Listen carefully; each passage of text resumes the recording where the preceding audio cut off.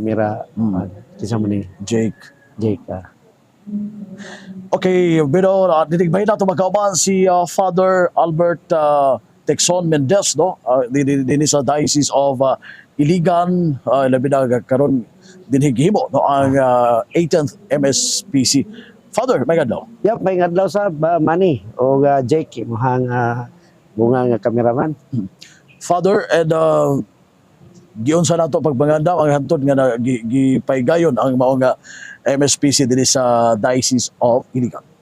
Bueno sa atong pagpangandam ini atong yung gigather ang atong mga laygo, atong mga kaparian, usab ang nangulog gyud ang atong obispo uban pod sa Gasa de Espiritu Santo, no, kay kining maong pagpangandaman ni dako-dako gini og di gini lalim nga maong pagpangandam kay tibuok Mindanao kini nga aktibidades. So mo na we call on the invitation sa atong mga laygo, ato ang mga kaparian as a directors and coordinators nila sa Mataga Ministries and also kita no sa opisina sa pastoral director o isip o sa kaling person.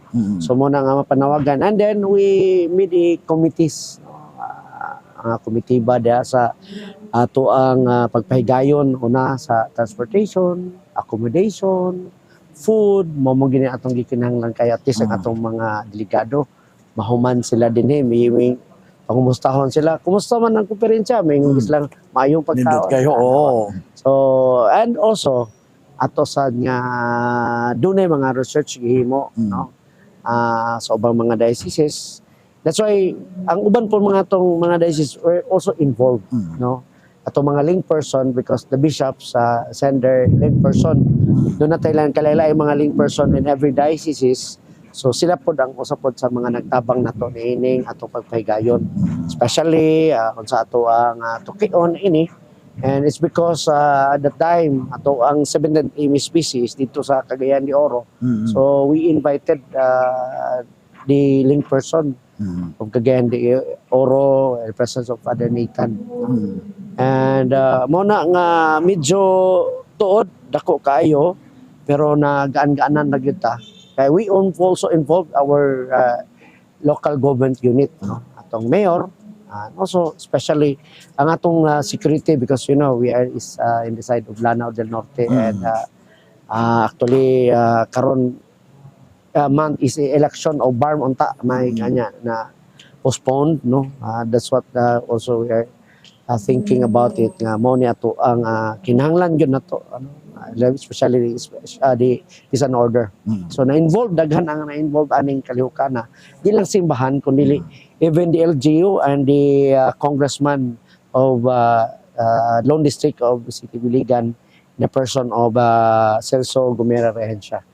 No, so atong mga religious schools also, so ang atong mga kamadrihan sa Riosong Pundok involved sila halos atong mga batanon, no, are most especially usa sa atong dako nga load sa working force ani. Okay, so malampuson no ang maong activity. Yep, kaingon ta nga nagmalampuson ta kay we are now in the final day, no. Tomorrow will be the end day na gyud kay the last activity will be the celebration for Thanksgiving ning atong nahimo karong kalapusan nga 18th MSPC. Although siguro na ay mga kakulangan ginato, no, pero the majority nato nga pagkalantaw thanks be to God nga nagmalampuson ta, no, with the help also with our sub-region of Dopim because this is not only Iligan host but with the help of also our Dopim sub-region. So kay ang atong pag-host sa MSPC is always in a sub-region. So that's why by next 3 years the sub-region of Kidmako, which is Kidapawan, mo ina mag-host. So by sub-region man ang ato ang paghimo nato niini and Kidmako, no, ang Kidapawan. So nagtinabangay ang batag sub-region labi na ang Dopim. Dunay like for example kulang among mga vismed, no, that's why we among giuslan ang basement sa amin. Archdiocese of Ozamis. Ingon na ato ang pagtinabangay, no? And also the speakers, no?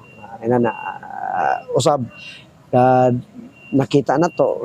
Most of the speakers is coming from the island of Mindanao. Mm. So doon na to usa, pero this is really ingon ta nga makatabang sa isla sa Mindanao, labi na si Larry Pangan, no? All about the working sa atong ecology. Mm.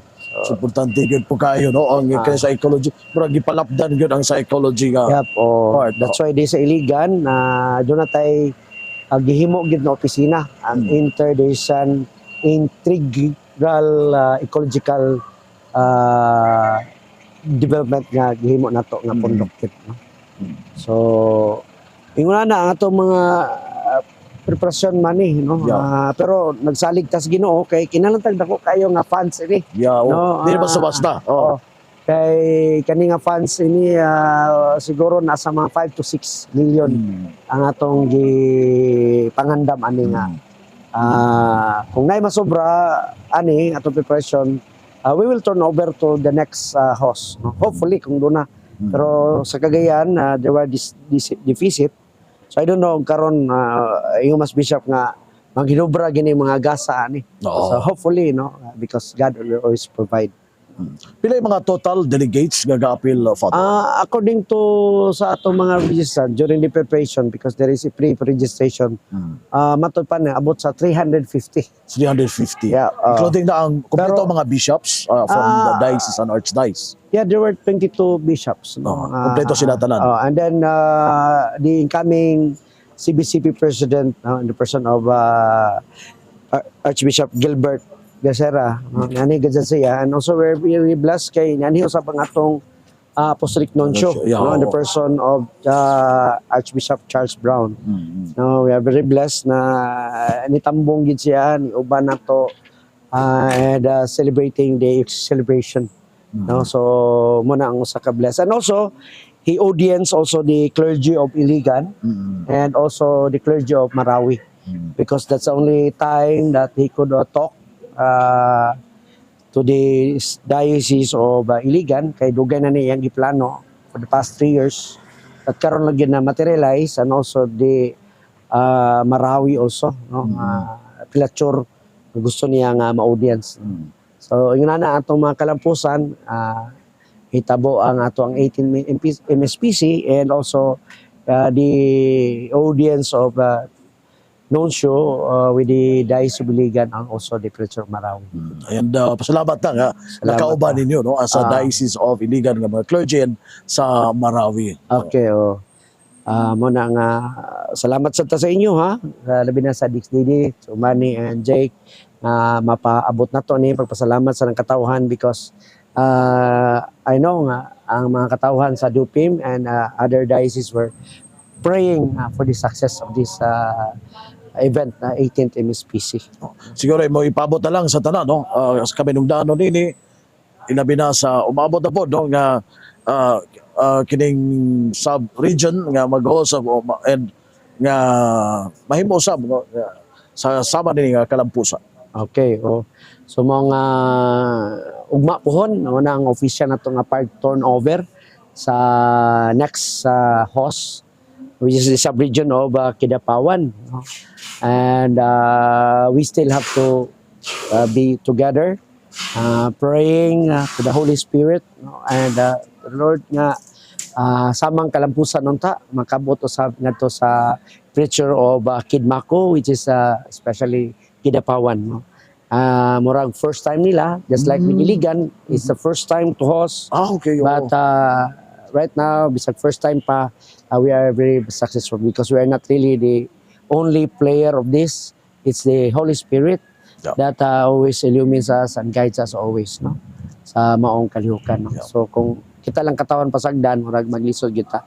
But with Him, dako kaya tong pagsalig nga tanan nga ingunta nga lisod siguro ihos, but because of His presence, no, iyang kanunay nga pagbandilaab sa maong kalayo diha sa pagpangalagad, mahimo gid nga mahitabo gid, no? So kaingon ta dalaygon ang Dios ug praise the Lord sa tanan nga hitabo man og Thank you. Salamat kayo ato nakauban si Father Albert Mendez no sa Diocese of Iligan. Iligan.